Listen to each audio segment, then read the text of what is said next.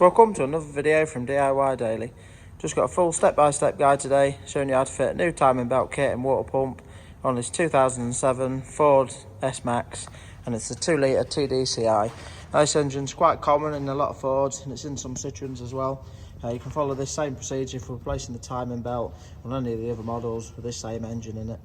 It's not too bad a job, but we'll run you through everything a step at a time. Just before we get into the video, I'll just show you fitting a new full gates kit. Comes with a water pump, gasket, new tensioner, new idler pulley, new crank pulley bolt.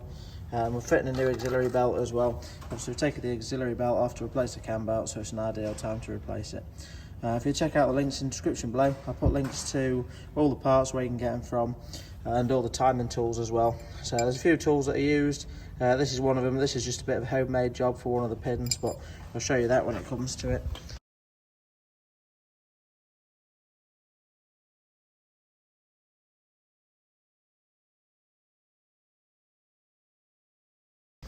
And again, if you haven't already subscribed to the channel, just click on the red subscribe button below to make sure you don't miss out on any future content.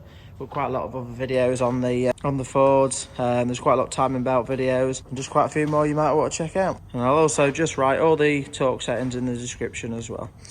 So we'll just get started. The first thing we're going to do, obviously we're using 2 poster ramp today. It does make the job a little bit easier, but to be honest, they're not too bad to do without ramp. All I do is you really just want the driver's side just jacked up quite high, just put an axle stand underneath it. Just you're going to need the wheel off, the arch liner off. You're going to need some decent bit of access to the sort of lower side of the timing belt area, that's all. But the first thing we're going to do, I'm just going to get it on the ramp. I'm just going to get a few little bits out of the way. On this model, the brake fluid reservoir always tends to sit in the way a little bit, so just for the sake of these 2 screws there, I'll normally take that out and just tuck that around the side a little bit. There's some fuel pipes just here. We're going to try and avoid disconnecting them if we can. It's always nice to leave them sort of untouched if we can help it, but basically I'll try and unclip these. I'll just put the torch on in a minute and just show you, but they run down the side there and clip into the casing. I'm hoping we might be able to just unclip them and just tuck them up around the back. The worst case, if we can't, we'll have to disconnect them here and just fold them out of the way. But I'm just going to get them fuel pipes out now, get this out of the way, and basically this top casing there is just held on. We've got a few 10 mils just around the outside of it, so we're just going to get some of them off now and see if we can get the top cover out of the way. Once we've got that out of the way, we'll get it up in the air and run you through a few bits after that.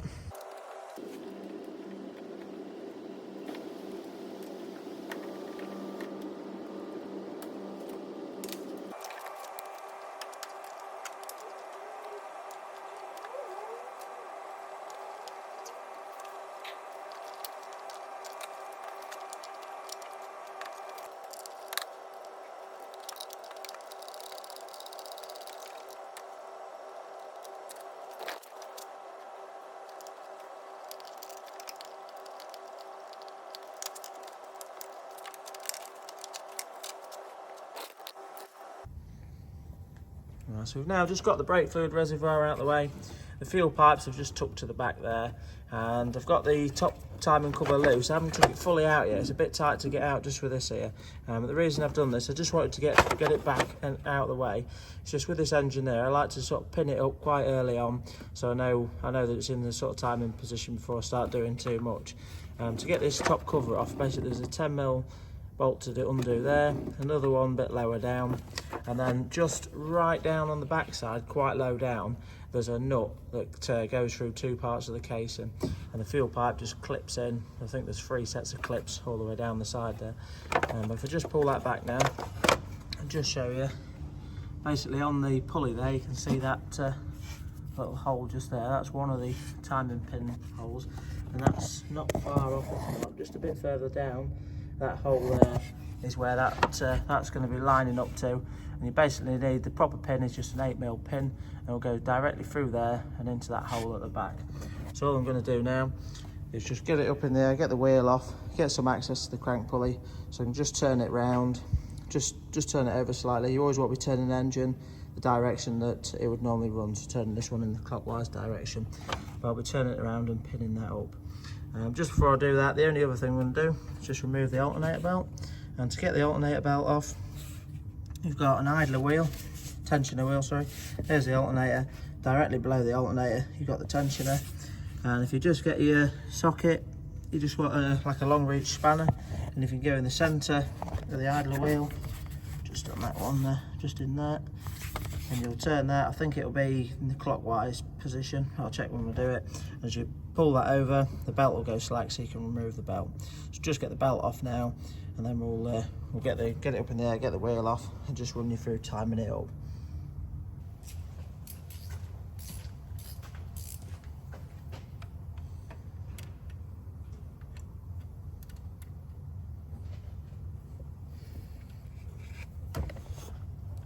Right, so it's a 17mm spanner, and you actually want to turn it in the anti-clockwise position.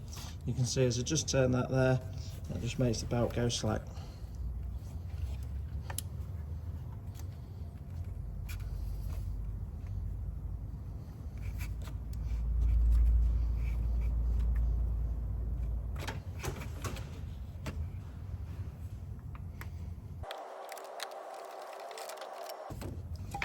So that's the alternator belt off. Now this one doesn't look in too bad a condition. The best way of checking it is just turn it inside out, just pinch it up. I mean, sometimes if they're really bad, you'll see it dead clearly anyway, but if you just pinch it up, you'll normally see if they're a bit old and perished, you'll get loads of little splits and cracks in there. So it's not too bad, that one, but we'll be changing it tonight anyway while it's coming off. So.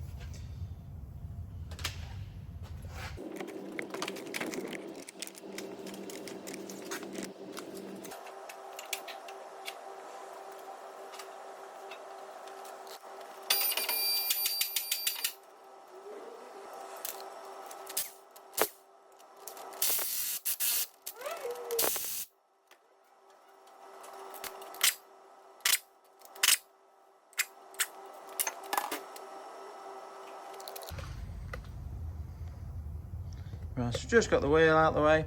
Next thing we need to do is just remove this arch liner. It's quite straightforward again. Just got a load of 10mm like plastic nuts all the way around the outside. I think there's a 8mm just on the edge there we might need to undo.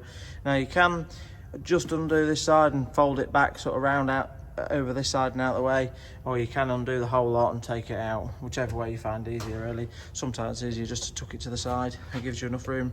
The main thing is you just need enough room to get in, get some decent access on the crank pulley. So I'll just undo that now, get that out of the way.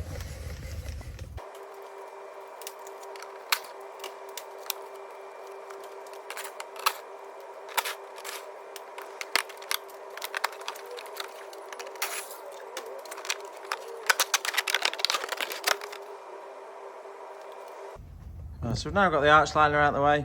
There's actually another 8mm just tucked in along this side here, and there is 3 that I forgot to say about that just go up from the underneath there. You can see just sort of folded that and took that to the side now. Now that we can see the main crank pulley there, once we get so far on, we're only going to be able to work from a certain height. We're going to have to drop it down. We're going to need to put the jack underneath the sump, and we'll just use a bit of wood to cushion it a little bit. Then we can take, because we'll be taking the engine mount off, that'll allow us to lift and lower the engine a little bit. Now for the crank pulley main centre bolt, you're going to need a 22mm socket, and really it's best if you can sort of get like a socket, like a decent, fairly long extension, and then you can sort of have your ratchet on it, and you can have it right outside the wheel arch so that you can turn it over while sort of looking at the full belt, the full view of the belt as well. So we'll get to that at that point. So we're also at this stage now. Now the crank sensor does need to come out. I'm just going to disconnect it for now. Just to disconnect it, just simply flick the tab up and just push it back. I'll take this off once the pulley's off, so that you can see the reluctor ring that the crank sensor picks up on. It's quite important with these to be really careful. It just simply holds on with a 10mm bolt at the bottom, just tucked behind the pulley there. But there is a little plastic tab on the back there that's really easy to break. So when it comes to taking that off, you need to undo your bolt and just work it really lightly. Spray a bit of penetrating oil on it if you need to, and just be quite gentle with that when you get it out. But we'll take that off once the pulley's off, and you can see the reluctor ring that it reads against. Obviously you don't want to be prying it against that either. So what we're going to do now is just drop it down so we can turn the engine over, and we'll put it into the timing position, just show you where all the timing marks are.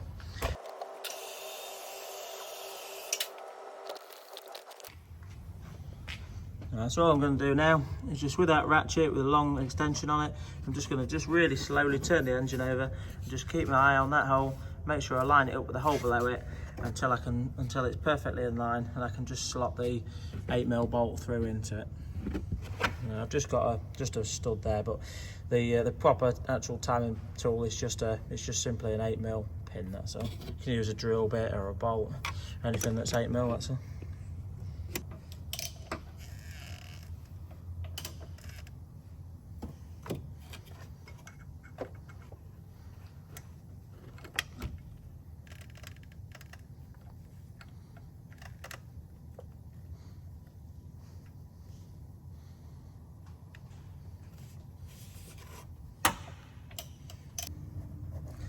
So that's the camshaft pin all in now. I'll just show you. Just come a little bit tight in here, so it's a bit hard to get some of it on the camera. But if you just stick it down, you can just see that lines up perfectly with the hole there. There's a couple of different ways you can do it. Obviously, I was just feeling for it as I was turning it around. But you can like put a mirror up as you're turning it over, look for the hole lining up in the mirror, and then put your pin in to make sure that you're lined up. But I always like to do the camshaft first, because the crankshaft timing hole is in the flywheel. It's a little bit trickier to get in, so it'll be a bit harder to turn it over while feeling for the hole. In theory now, as long as it's timed up correctly, with the cam lined up, the crank should be in its timing position, but we'll check that in a minute. Now, I'm using air tools. If you haven't got air tools on impact driver, you are going to need to lock the flywheel to remove the crank pulley bolt and torque it up correctly. There are ways of doing it without, but really if you haven't got any impact drivers, you really want to be locking it properly. There is a locking tool that I'll put in the description below.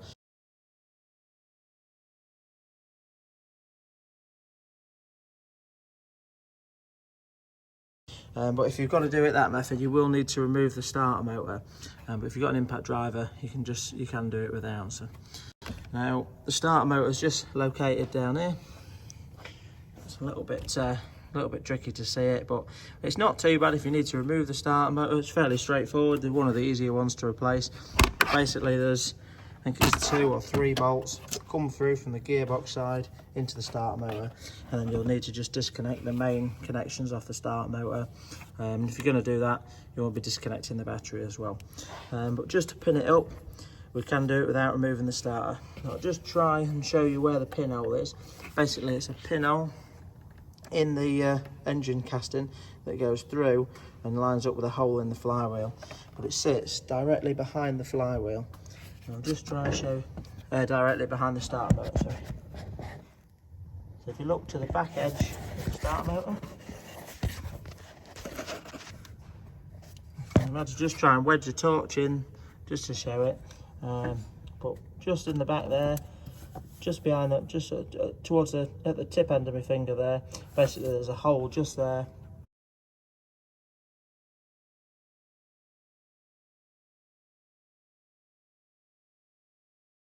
And that runs through into the flywheel. So all I'm going to do now, I'll just show you the this is basically my makeshift timing pin, and all it does is just need a slight angle on it, just about, so I think it's about 3.5 to 4 inches down. It's just without that, the dipstick tube gets in the way, and you can basically reach down and just plug that through and into the hole. Then what I'm going to do is I'll take the camshaft pin out, and I'll just try rocking the engine just to make sure, see whether it is actually pinned up in the hole or not. So I'll just try and locate that into place now, and then just show you that.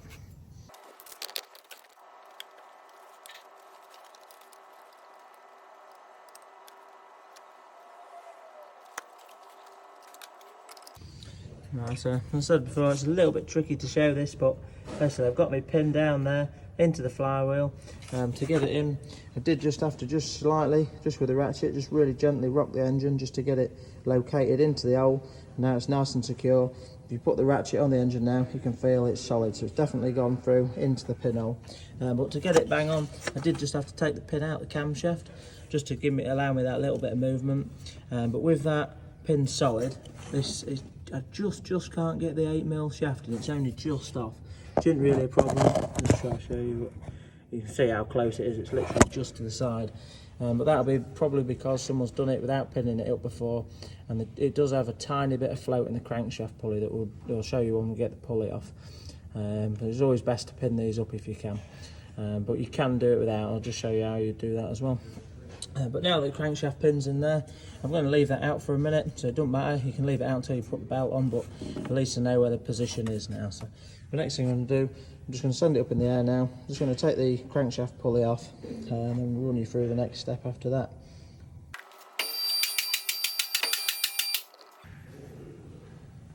Right, so just got it up in the air. Just one more step I'm going to show you from under here. Also as well, you can just see a bit more clearly from under here. Just that's the pin there into the hole just above the starter motor there. So, but if you're not going to pin that up, the way that you would do it without is there's a guard here, plastic guard just below the starter motor, just covering this section of the flywheel. You can just pull that out of the way. It's a little bit tight.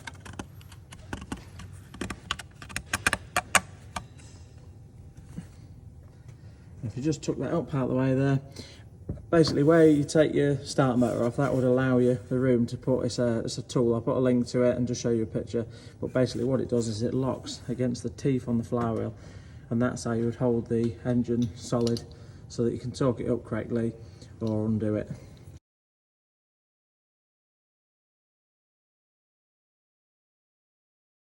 But all I'm going to do, this is just an easy check for the timing. Once we've timed it, once we've put the cam belt on and we need to spin it over a couple of times, just a bit of a double check as well really. All I'm going to do is just use a little marker, just put a mark on the teeth of the flywheel against somewhere on the case in here, so that's sort of like a secondary timing mark as well. Just do that quick.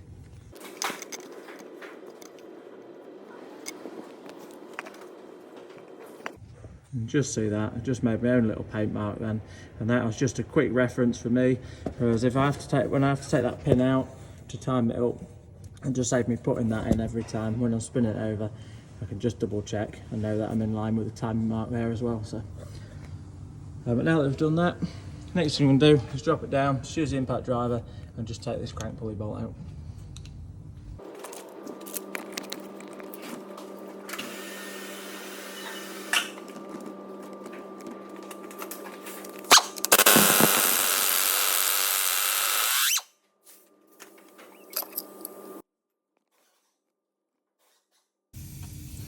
So some of these pulleys, depending on which way it is, sometimes they have quite a wide gap there and just allows for a little bit of float on the keyway.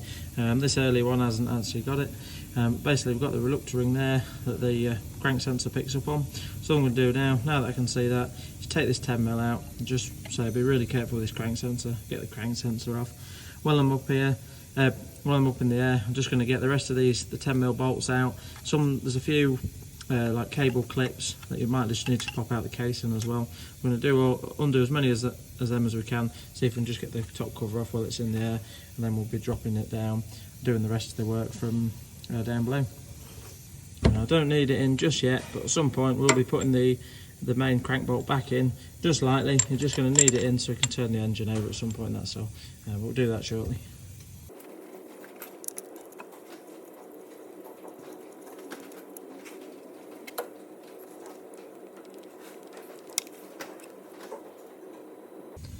You can just see where it's rusted on there, so that's sometimes they get tight on there, but this one wasn't too bad. Some of them are worse on that area there, sometimes they're a little bit deeper there.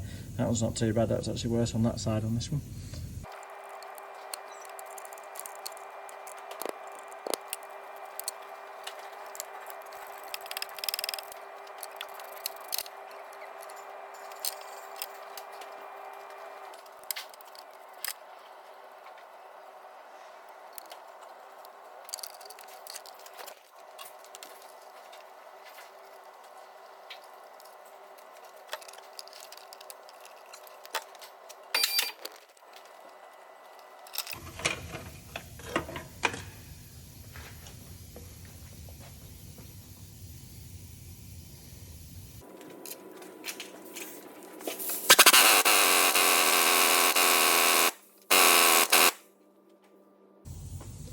So now I've got all the lower section of the casing out of the way, just wound the crank pulley back in there, with the crank sensors out.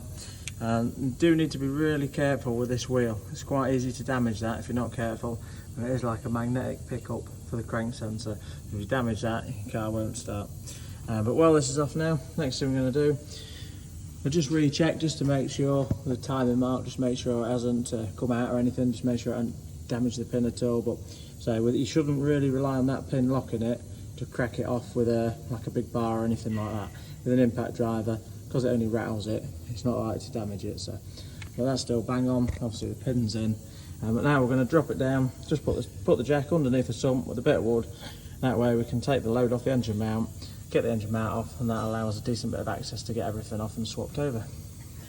Now obviously we're changing the water pump. There's a few different ways you could do it. You could drop some of the coolant out, some of the water pipes first, but I always tend to leave it and until I'm ready to drop the pump off, and then I'll just catch all the antifreeze in one go. Just put like a drain, like a catch tray underneath it. So we'll just drop it back down now and run you through the next step.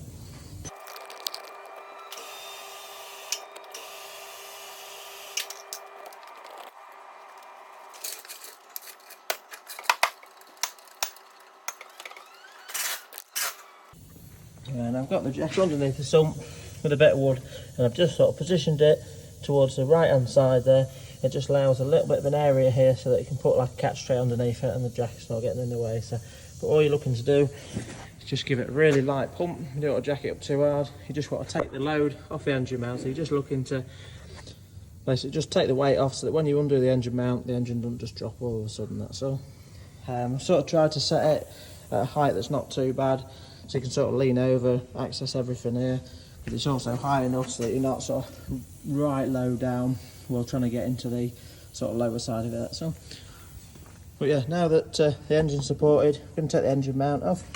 Basically, just got a couple of main nuts there, and then we've got a couple of bolts at the bottom there, either side. So we'll get this out of the way, and then move you on to the next step after that. Obviously, once we've got that off, we'll be able to get that top cover out of the way as well. So that's going to want 21mm socket for the two nuts and a 15mm socket for the bolts.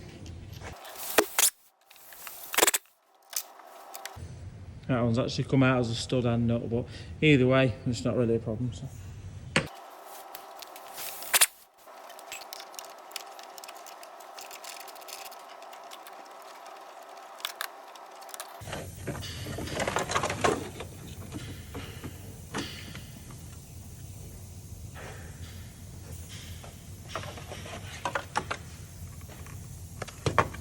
With the casing out, you can just see at the bottom where that sort of lower nut goes.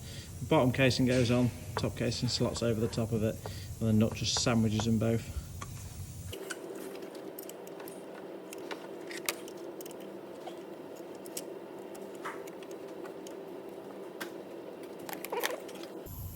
So now I just put a 16mm spanner just on the camshaft. Obviously it wasn't far out, it was literally nearly bang on there, but because it's a pretty snug fit, I just had to give it a little bit of a tweak just so that I could just line that up bang on and just then lock the pin in there. So, but we now know that the camshaft's lined up bang on and pinned up, the crank's pinned up and in place, and we've got that little mark on there just as a sort of double check as well. So but at this stage now we're ready to take the belt off. First thing we're going to do is just slacken off the bolt for the tensioner there. We can fully take the tensioner out. Basically on this side mounting there, all we need to undo is this bottom bolt there comes out, and once that's slack, the idler, I'll show you once it's off, the idler will then move downwards and come out with the bolt. And once we've got that off, we'll get the timing belt off and then run you through taking the water pump off. I'm just going to want 13mm socket for a tensioner.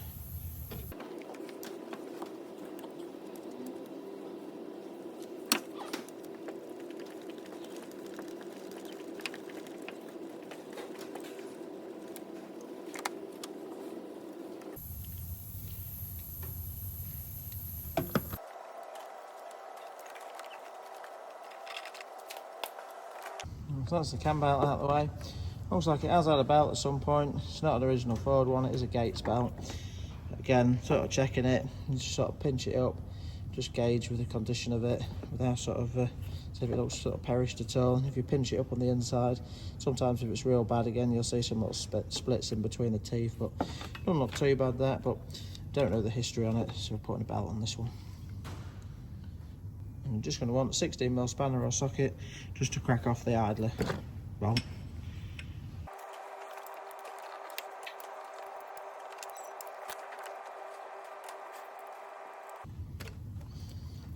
So with the idler wheel, once you've cracked it off, you can just simply slide it down out the groove on the casing there, on a sort of horizontal engine mount, if you like.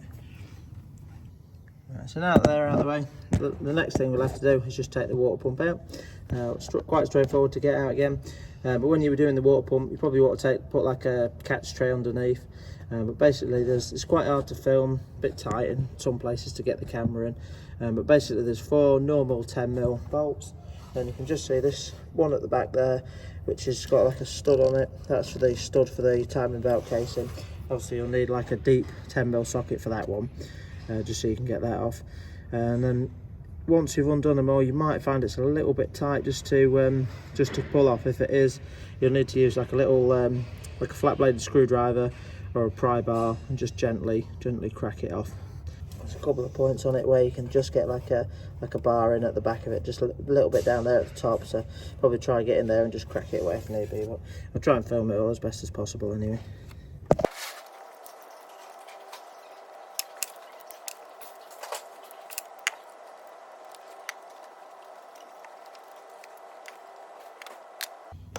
So your water pump bolts are actually 11mm socket, not a 10.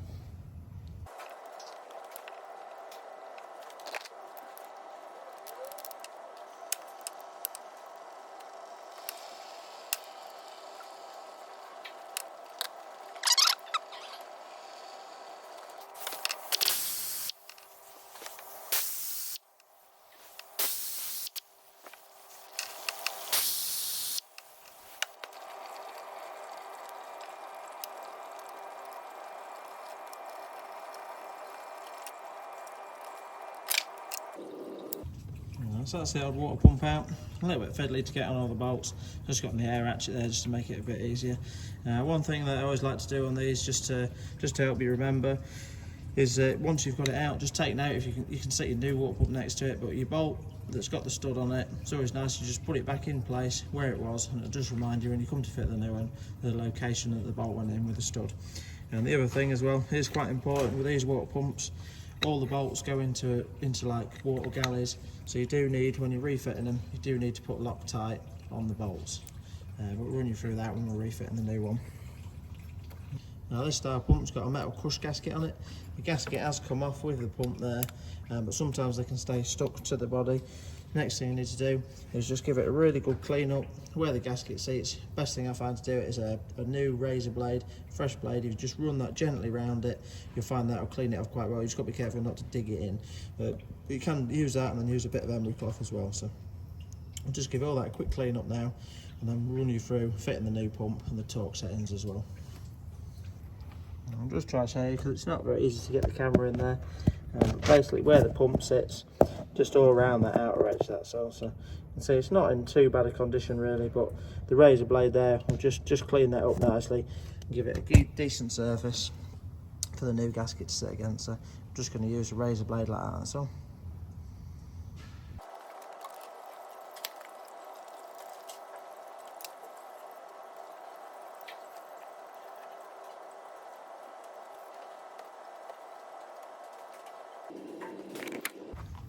Right, so to clean it up, I just dropped the engine on the jack, just made it a little bit easier to sort of access from underneath to clean it up, but you can see there, don't look too bad now, and that's now ready to suit the new water pump on. Got the new water pump, so it's a metal crush style gasket, so you don't need sealant on there. Just have a check of your gasket, just make sure it's not got any damage on it or anything. So this one has just got a little bit of a kink on it there actually, but it's not too bad. We'll only go on one way, and all we're going to do is just got some thread lock, and you ought to be just putting a bit of that on each of your bolts. You don't need to absolutely lather them in it, but give it a good dousing down just so it runs round the bolts there. And then if you just run them all in finger tight, and I've just say kept the old water pump here with that one there just to remind me which hole the stud one's going in. So I'll just run all them up finger tight, just give them a really light nip with the ratchet, and then I'll run you through the torque setting, torquing them up.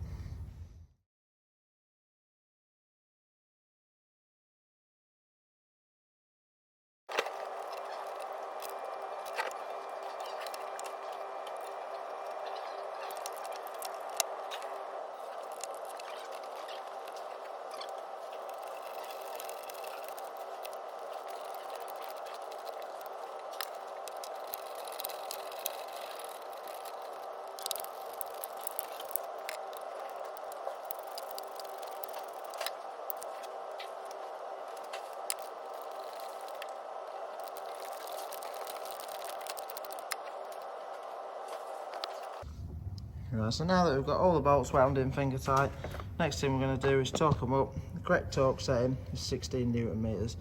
Now we're using digital torque wrench tonight. You don't have to use a digital torque wrench, any torque wrench will do, but if you're not using a torque wrench, 16 Newton meters is just like quite a light nip really, so you don't want to round the threads out, pull the threads out the block there. So we'll just torque them up correctly now. Now we can wash it all down with some brake cleaner. Obviously antifreeze is a lubricant, so you don't really want it getting on the belt or anything. So once you've done this at this stage, once that's in, that's sealed that up, so it's always a good stage to sort of wash it all down as well.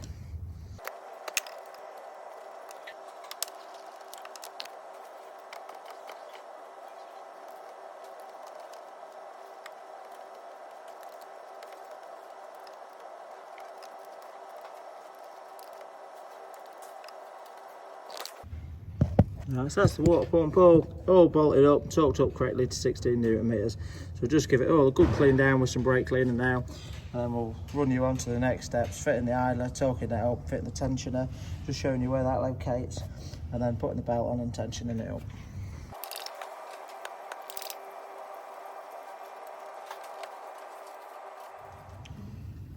Right, so we've got the new idler pulley. Just going to take the bolt out the old one. Torque setting for the idler pulley, 56 Newton meters. Obviously that goes in, and then we're basically going to slide it up the gap just in the engine mount there, and we'll nip that up.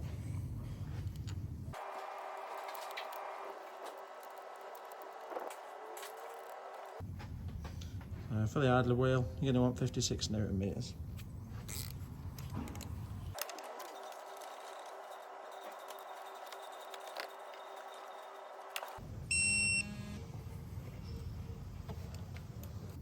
Right, so now that the idler's all fitted and torqued up correctly, we're now ready to fit the tensioner. There's a couple of things I'll just show you before we fit it.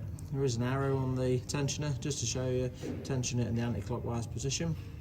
There's a locator there that just hooks around a little peg that we'll show you in a minute. And basically when we're tensioning it up, we're going to be using an Allen key in there. We're going to be, once the belt's on, we're going to be turning it in an anti-clockwise position, and as we do, this little marker there is going to run across to this piece there, and you're going to be looking to line it up bang on in the middle there, and that's where we'll be locking it off. I'll try to film it all again as best as possible, but just to explain that quick now before we fit it. Now, all we're going to do with this at the minute is just run the bolt in finger tight, just so it bottoms out and then backs off a little bit. When you're fitting with the tensioner, you want it slack for when you fit the belt on. And I'll just show you quickly where this locates now. Basically, it's just this little lug there. Once fitted, there's the bolt hole, and that little lug just goes up and sits round the peg, just as you can just see to the right and up to the top there. So that's where that'll sit, but I'll just put it into position and show you when it's fitted in place.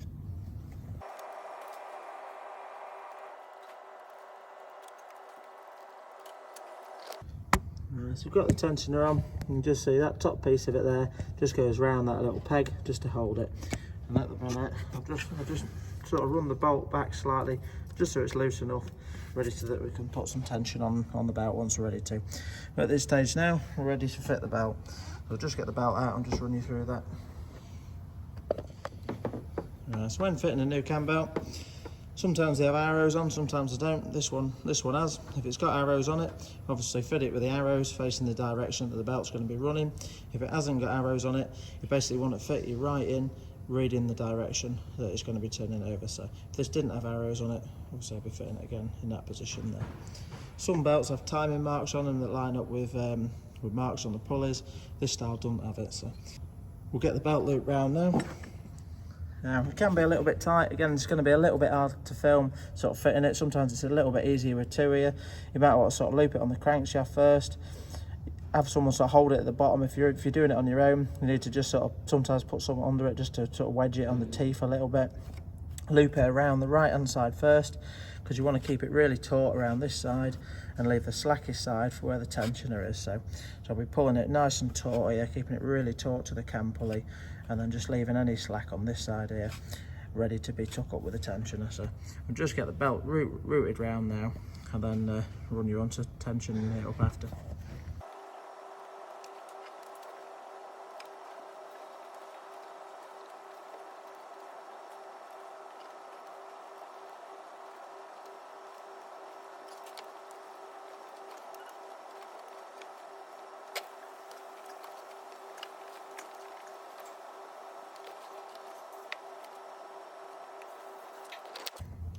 Right, so that's the cam belt fitted now.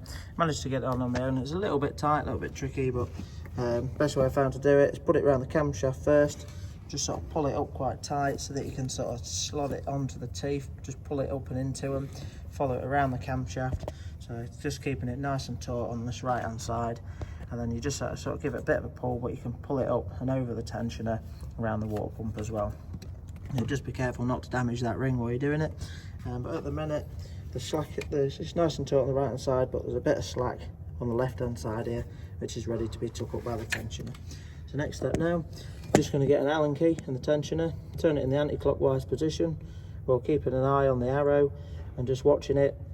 So this job here is a bit easier to do with two here, but basically watch for that arrow, stop and hold it in the middle position there, nip it up enough to grab it, and then we'll run you through the torque setting. So I'll just try get that on camera, and then we'll run you through the torque setting.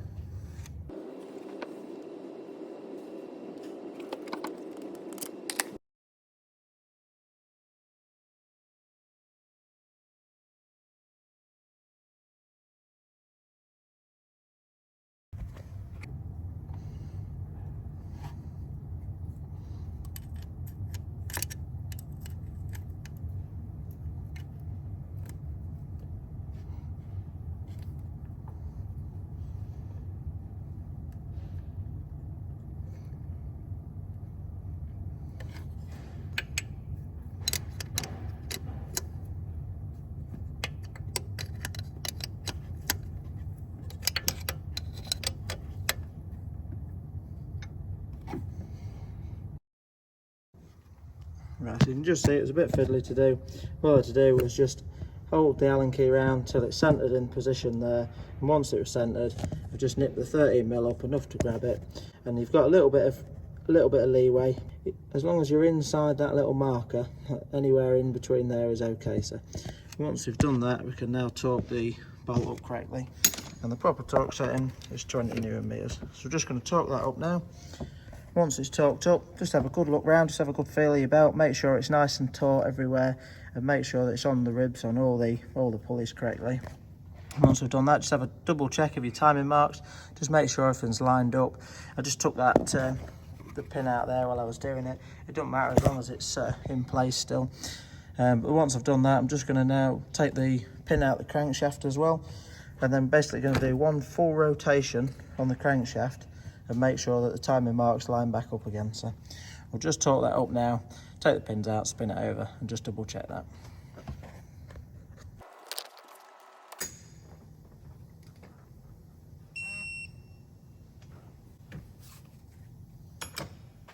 So it's torqued it up correctly, just to gauge one full rotation.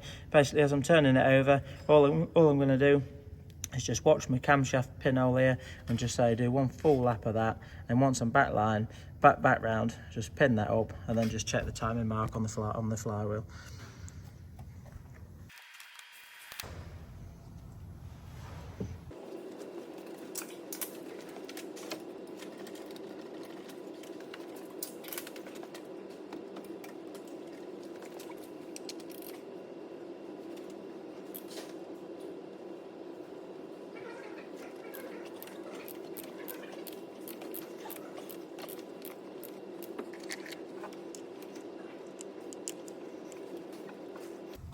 Right, so I've just spun the camshaft one full rotation, just line that pinhole up there. I've just checked that with the pin, that's bang on in line. And then if you just come underneath, rather than putting the pin in, I'll just show you.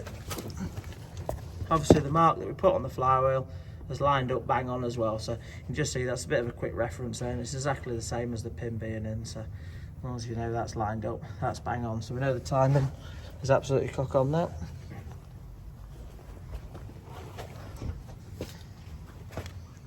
Now if you've done this step, again once you've done this, just have a quick look around, just make sure your belt looks okay and that it's nicely located everywhere. But if at that point there you find that you're slightly out, you're a tooth out or anything like that, basically all you need to do is just take the tension back off, just take the belt off, line it back up into the correct positions and just re-time it up and re-tension it again, that's all. So, but it's always worth just doing that check and just spinning it over. It's just doing that as well. If you turn it over and the engine doesn't lock up, you know it's not making any contact, and you know that you're not going to do any valve damage, so it's quite important to do that. But that's basically the cam belt all on now. The water pump's on. At this stage, I always like to fill the cooling system up. It just gives it a chance while you're building everything up to start letting it get into the system. As you can see, it's not too bad a job to do really. All we're going to do now is just rebuild everything as we took it apart. I'll speed through the video a bit as I'm doing it, but I'll run you through any torque settings as we do them, and I'll also just run you through bleeding it up at the end as well. So, but yeah, we'll just fly through some of these next steps.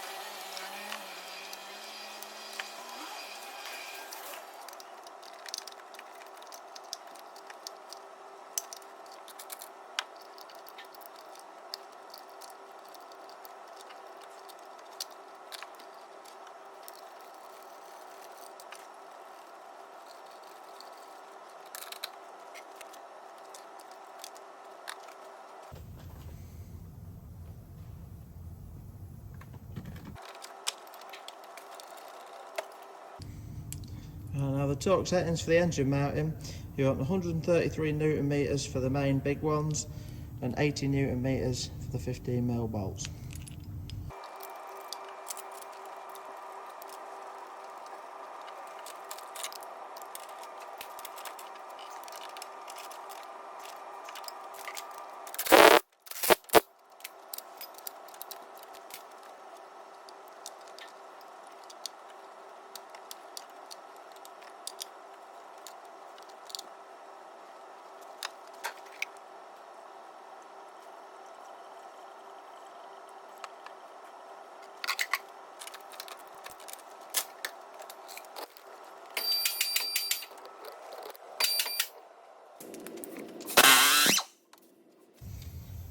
So that's the old bolt out, just ready to fit the new bolt. Now you should always replace the crankshaft pulley bolt, comes with a Loctite on it. Just well I was earlier on when I was putting the casing on, to fit the crank sensor as well there. But if you are going to torque it up correctly, the proper torque setting is 70 Newton meters and 62 degrees. And I'm just going to use a buzz gun, just it saves taking the starter motor off. If you're going to torque it up, you do need to have the starter motor off and put the proper locking tool on the flywheel to hold it solid. So I'm just going to do it up with the impact driver.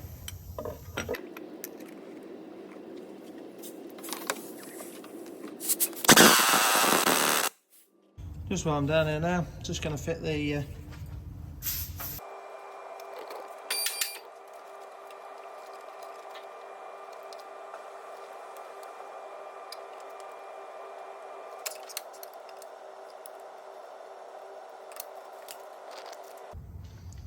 so that's the auxiliary belt all fitted. At this stage now, I'm just going to drop it down, get the coolant topped up, just run you through bleeding it, because I'm going to start it up. I always like to leave it a bit exposed just while I run it up, just so you can have a good look at the belt and just make sure everything's sealed up and not leaking. So I'll just drop it back down now, see if we can get it bled up.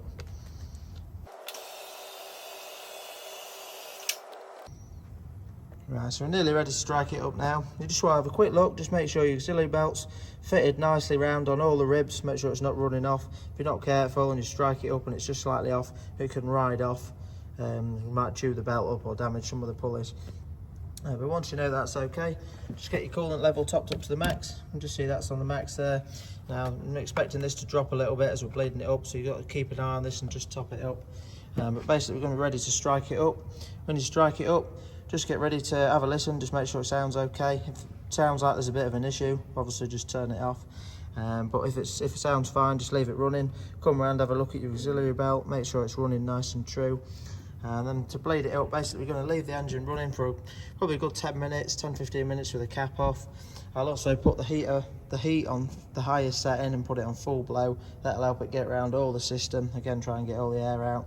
And once I've done that, I put the cap on, just leave it running till it's nicely up to temperature. And then once it's, obviously keep your coolant topped up all the time. And then once your engine's gone cold again, you just want to check your coolant level in the morning and just top it up. But yeah, it's a basic cam belt and water pump change done. So as you can see, it's not too bad a job really. There's a bit involved, but I thought I'd try and put this guide together, see if it helps someone wanting to have a go at theirs. The only thing that might be a bit different if you haven't got some of the impact tools is just taking that starter motor off down there to lock the flywheel. But if you really have to, it's not too bad to do without, but I normally do it without taking it off. So, but we'll just strike it up quick, make sure it sounds okay.